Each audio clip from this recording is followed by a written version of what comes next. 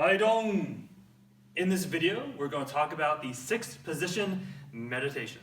Haidong Gumdo is a little bit strange, at least in terms of the I'm calling it the extra stuff because that makes it sound like it's not important, but it has a lot of auxiliary stuff. So obviously, like the main thing that most of us think about when we think about training with Gumdo are the sword forms, again, the art of drawing the sword, all that fun stuff. But there are a lot of other things, right? So you might think about the skills drills, right? So like the ball throwing, the candle snuffing, and all that fun stuff. There's also going to be stuff like meditation and the focuses as well. But let's think about that meditation, right? So there's actually going to be 2 styles of meditation that I'm going to play with, right? So the first style is going to be more so the purpose of the meditation is going to be different for these 2 styles. So for the one we're going to do today, it's going to be mostly to make you aware of what your body is doing, right? So it's more awareness, it's straining the body in a certain way, but in such a way that's supposed to be able to teach you stuff, right? So teach you stuff about, for example, in this particular one, so the 6th position is meant to kind of show you energy flow. And if you don't really believe in that as much, let's also just think about, again, just how to maximize your ability to move and stuff like that. Versus the other style, and this is something we're going to talk about a little bit more in the next video, which is a little more what you think of meditation, right? So it's kind of like clearing the mind, relaxing, kind of just honing your focus into just your mental state. So a lot of these meditations are going to be both physically demanding, at least there's certain degrees. It's not going to be like you're running in place or anything like that, but holding a stance, kimase in this instance for both, again, today's video and the next one. And holding kimase can be a little bit difficult, and that's, again, the point. Kimase is intended to, again, activate those muscle groups that you need to fight and stuff like that. So with this one, I'm just going to it's going to be kind of short. I'm just going to kind of show you the flow, right? And that's pretty much it. So let's get into it. But the first thing is going to be simply, I'm just going to show you the sequence, kind of know what to expect. I'll break it down, do it a little more slowly, and I'll go into at least my running theory and a theory that I've kind of played with, talking about like what the meanings of these are. So when you mean 6th position, you're going to again see the 6 positions. Each of them have a name, or at least a word associated with them.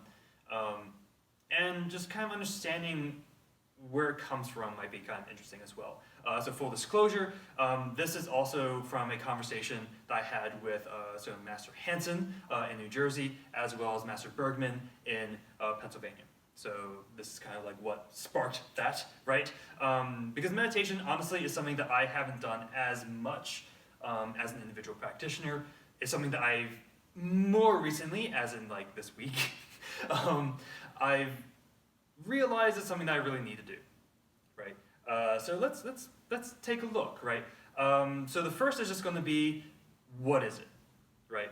So if we take it here, so we're going to be in our kimase, so we're going to try to be in a nice kimase, right? I'm going to try to face forward. Ideally, the mirror is going to be showing a little more, like a little side angle in case this isn't working. Let's take a look, right? So the idea is going to be something like this. Shu! Ji! In! Tun! Moon! Ku!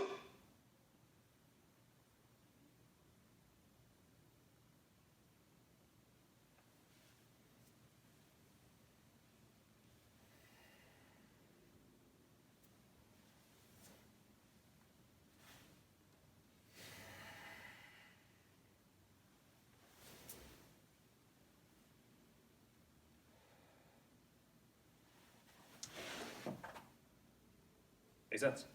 So that was actually the 2 I'm going to be talking about. So the first one is the 6 positions. The other one is just what we naturally do after. I'm going to talk more about the other one in a future video. Well, let's take a look, right? So breaking it down. So as you do this, so full disclosure, I never really was told which way should be really top and bottom. I probably did this with my left hand on top. Most likely it's supposed to be right hand top, just so you know, because it makes sense, because right hand's usually our one-handed sword. We usually have our other free hand underneath it, so probably it's right hand on top, so that's how I'm going to try to teach it, right? So you're going to be in your kimase, again facing forward, again feel, again thigh, glute, core, and lower back all activate. So you're going to start in 준비. You're going to cross up here, right? So right on top of left, up. So you're going to say chun, right? Which means heaven. You're going to drop down. So like the way I like to think of it is you're dropping straight down here, as opposed to like a waving motion. You can go up, straight down, and you're going to say chi, which is earth. You're going to open, and then gather that up, in, for in, man, person. Right on top of left, so right towards you, right? So, two, inside. Move, outside. Fold up, cook, nothingness, void, if you want to think of it that way. And from there, again, you would hold that, again, kind of getting the feel for it. And from there, we would have our cycles of breathing after that, which again, I'm going to do in the next video. But let's again take a look at, okay, so we sort of know the general motions. Let's discuss why? Like, what is it? Why are we doing it? Now, this is the point where I'm going to get into a rocket stance. This is the point where I'm going to, again, tell you that this is going to be more from my conversations and more from my own interpretation than necessarily anything that I've been outright told. So the translations are something that I've been told. Again, the order, the names, and stuff like that are more canonical, right? But yeah, so like if you think about so we have a cycle of breathing, so we have these 6 positions, right? Each of them have a name. And so like you don't just name things, so hana, tulu, set, right? No, right? So these have like individualized names. What's going on? Right? So why heaven, earth, person, inside, outside, nothingness? Why? The first 3 points are actually going to be a little bit more canonical, right? Just because, again, these are coming from a pretty good source. After that, it's going to be a little bit more kind of what I'm playing with. But the idea is something along these lines, right?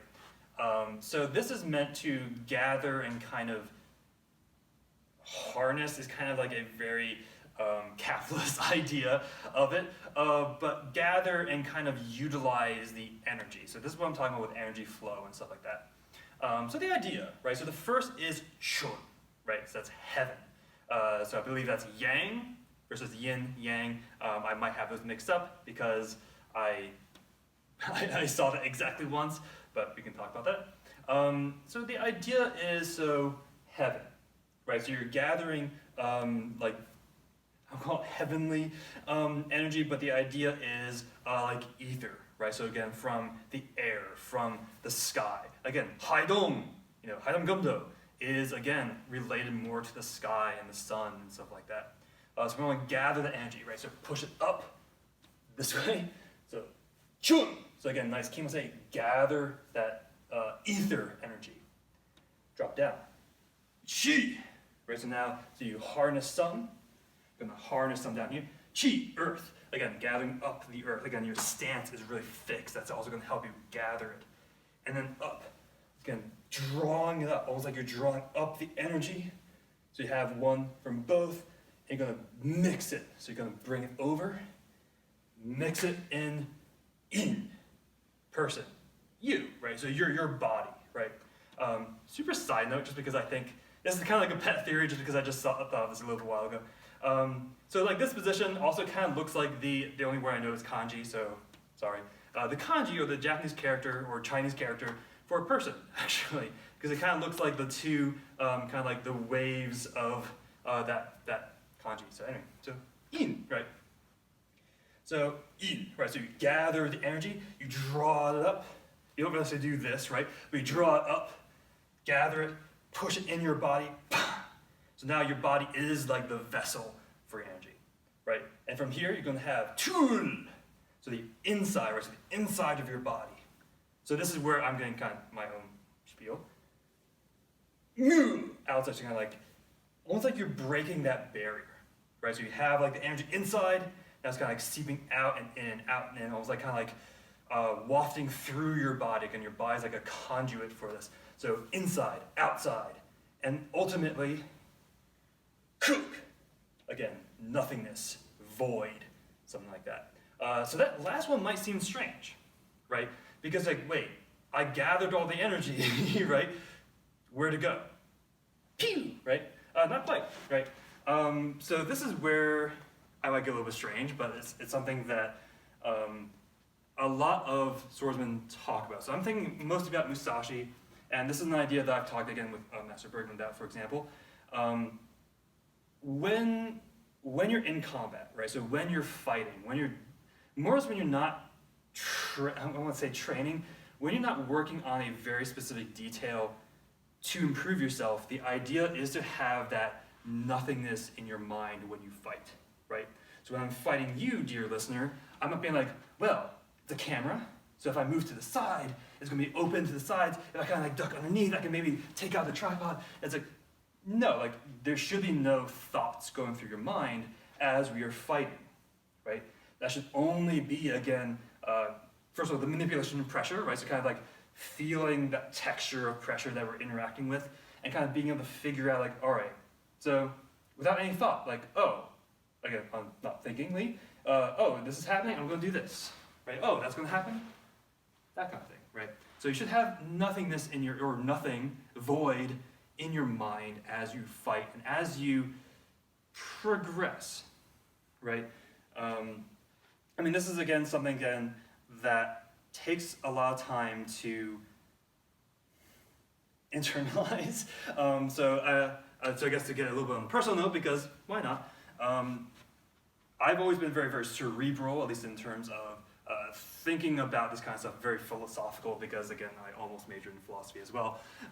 But the idea of simply like, oh, I need to kind of let go of that part of your brain, right? Kind of almost like shut down, like, oh, I am fighting you, these are 3 possible ways I can do it. It's like, no, my body knows what it's doing, right? The nothingness is going to naturally do what I need to do.